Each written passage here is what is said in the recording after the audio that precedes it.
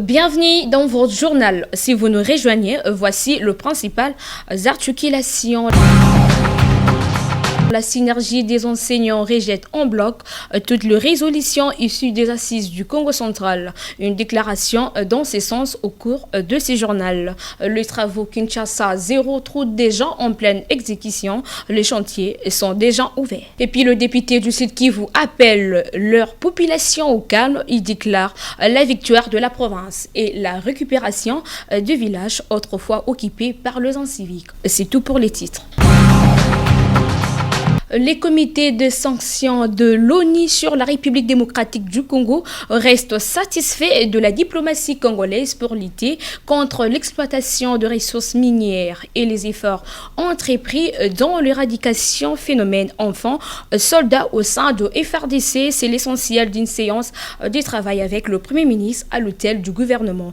Plus de détails avec Nana Kankou. Cette délégation a été conduite par Abdoul Abari, ambassadeur permanent de la mission du Niger auprès des Nations Unies et président du dit comité. Au centre de leur entretien, écoutez, d'abord, je suis là comme président du comité des sanctions sur la République démocratique du Congo avec l'ensemble des 15 membres du comité de sanctions qui sont également membres du Conseil de sécurité des Nations Unies. Nous sommes un organe subsidiaire depuis l'imposition de ce régime de sanctions à la République démocratique du Congo dans les volets embargo sur les armes, les sanctions individuelles avec le gel des avoirs, la limitation ou l'interdiction de circuler pour ceux qui sont frappés par ces sanctions. Donc depuis l'imposition de ce régime de sanctions, c'est la 5e fois que le président du comité de sanctions visite la RDC. Le Premier ministre nous a fait l'honneur de nous recevoir aujourd'hui. On a évoqué l'ensemble des articulations de ce régime de sanctions. On a exprimé les préoccupations sur les questions de sécurité, notamment dans l'Est de la République démocratique du Congo. On a mis un accent particulier sur les violences qui sont faites aux femmes, où des progrès notables ont été enregistrés. Hier dans l'après-midi, on a rencontré la conseillère spéciale du président de la République sur la question et je pense que le point qu'elle nous a fait est un point qui nous encourage. Il s'y est dénoté que cette mission des Nations Unies est en visite de travail en RDC depuis le samedi 6 novembre et y séjournera jusqu'à mercredi le 10 novembre. Elle a prévu de rencontrer au plus haut niveau, notamment avec le président de la République, le Premier ministre, le ministre des Affaires étrangères, la conseillère spéciale du chef de l'État en matière de lutte contre les violences faites aux femmes. Elle se rendra également au Rwanda et en Ouganda. Modeste Mutinga, le patron du social congolais, compte booster la mise en œuvre de la Convention sur la protection sociale grâce au partenariat solide entre le gouvernement congolais et la Banque mondiale. Un partenariat signé depuis 2020, mais dont la mise en œuvre posait problème. Betty Tonfumubok nous déballe ces partenariats dans ses reportages. Devant les experts de la Banque mondiale, Modeste Mutinga a reconnu le retard pris pour telle ou telle autre raison, mais il s'est empêché d'afficher une attitude pleurnicharde. Il faut vite agir pour l'intérêt de vulnérables, a-t-il renchéri devant ses hôtes.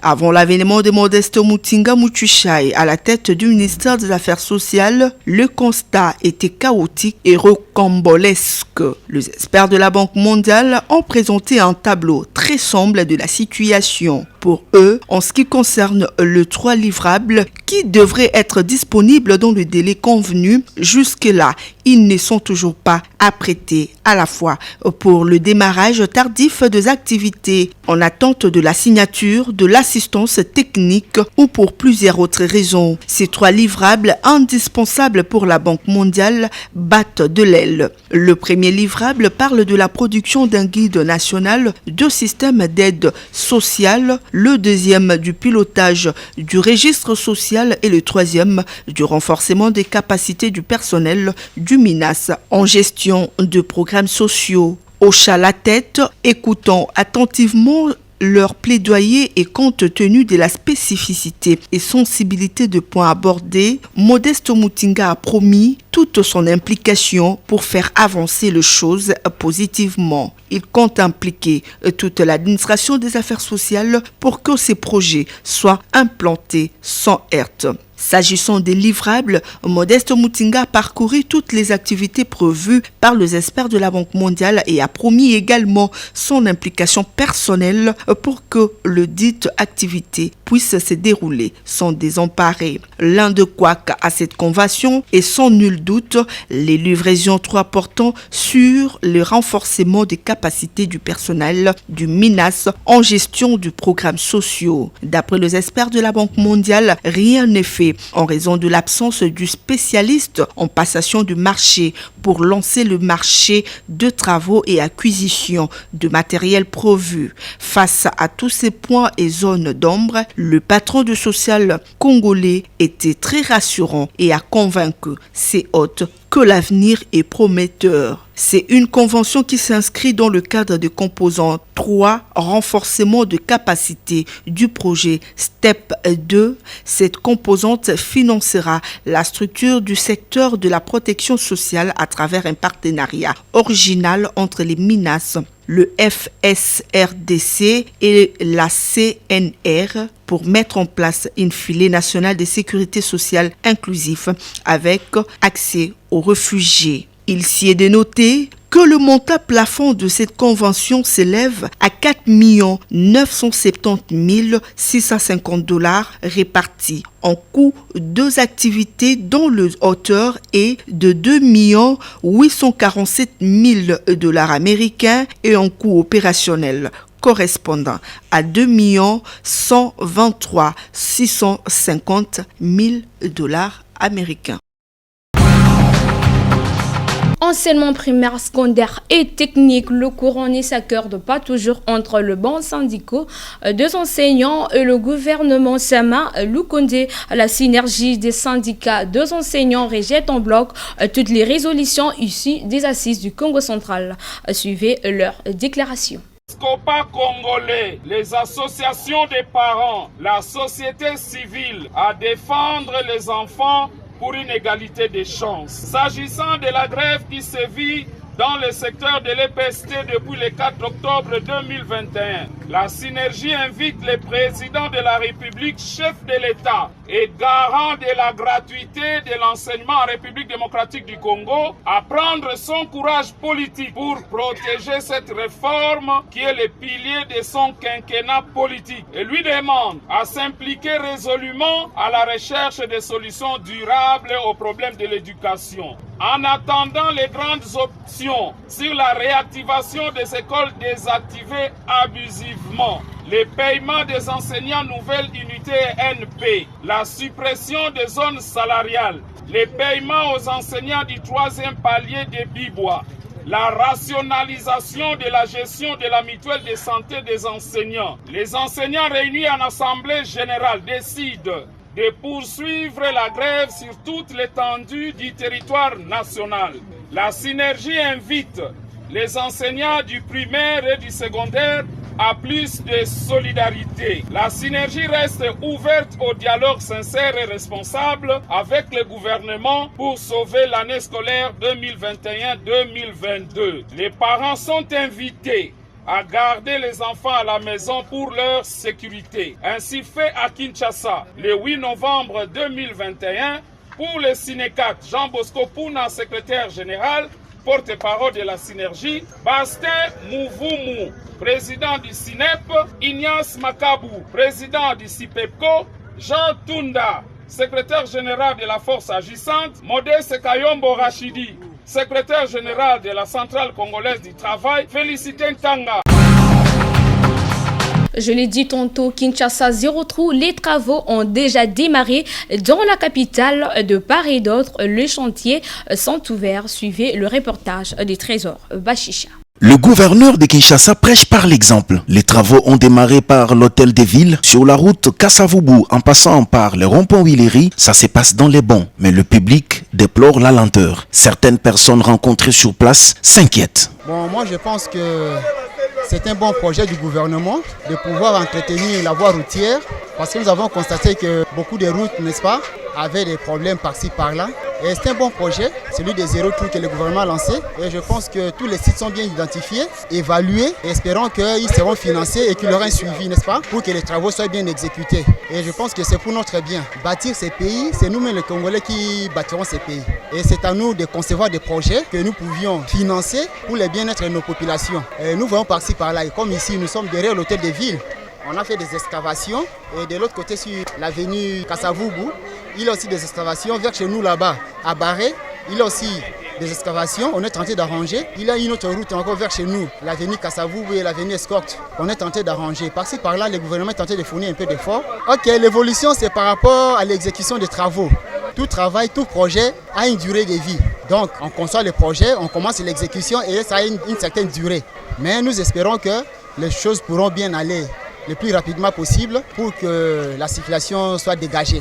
Mais depuis que Misala Bandagi, tout le monde bâti Moli, bâti même peu n'a pas qu'à savoir. Mais évolution exacte.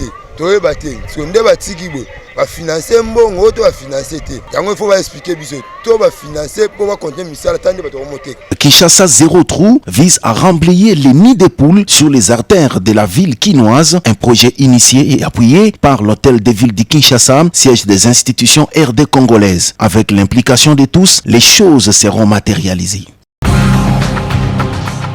La hausse du prix de transport en commun pose problème chez plusieurs usagers de la route à Kinshasa, le jour comme la nuit. Et pendant la pluie, le prix des transports change selon chaque automobiliste. Quelques Quinois rencontrés ont exprimé leur désolation. Ils sont interrogés par Angèle Tchala. Les coûts du transport, quoique l'hôtel des villes a toujours fixé les coûts du transport suivant les trajets. Mais nous qui venons de DGC Barré, les prix, je crois, c'était fixé à l'époque, c'était à 700 francs. Mais les prix du transport varient selon les aléas. Quand il pleut, il y a variation du coût du transport. Quelquefois aussi, quand il y a tracasserie de la part des policiers, des roulages vis-à-vis des receveurs, le coût aussi peut varier. Mais le problème est que les transporteurs, la plupart sont des privés. Et ces privés-là, ils sont redevables aux propriétaires des véhicules. Chaque soir, ils doivent ramener une affaire de 80 à 100 $.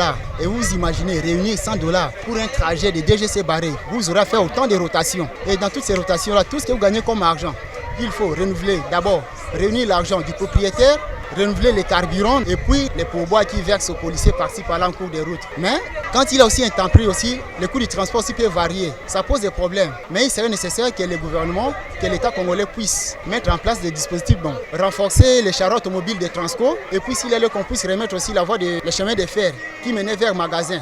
Parce que c'est aussi une ligne de voie pour décanter aussi la situation de transport aussi dans la ville de Kinshasa. Cette voie-là a été construite pendant l'époque coloniale. Nous devions en principe moderniser cette voie. Mais malheureusement, nous avons tué cette voie. C'est l'une des voies aussi pour décanter les sociétés de transport.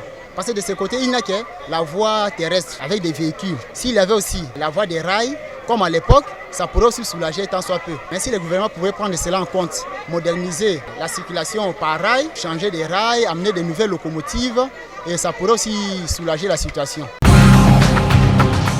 Suite aux dégradations de la situation sécuritaire à l'est de la République démocratique du Congo, le vice-ministre de l'Intérieur Daniel Asselo se trouve à Bukavu sur ordre du chef de l'État, Félix Antoine Tshisekedi Tshilombo. Au reportage.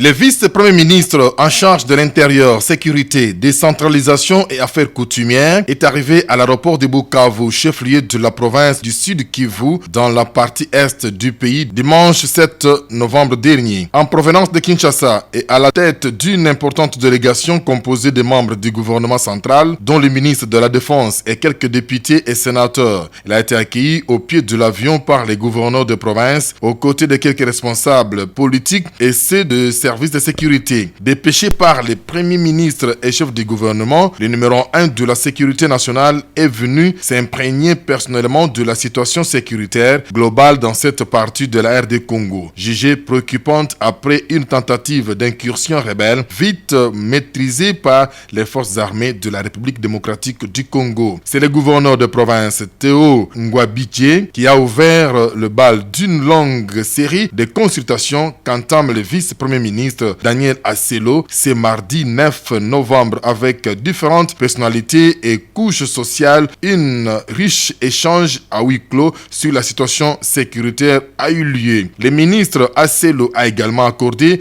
une audience ces mêmes jours au président de l'Assemblée provinciale du Sud Kivu, Loamira Zakari, élargi à la commission défense et sécurité de cet organe délibérant de la province. Au centre des échanges, les événements du mardi 2 au mercredi 3 novembre 2021 survenus dans la dite ville. Pour les présidents de l'Assemblée provinciale, la présence du vice-premier ministre est un signe de réconfort pour la population de Bukavu en particulier et celle du Sud Kivu en général.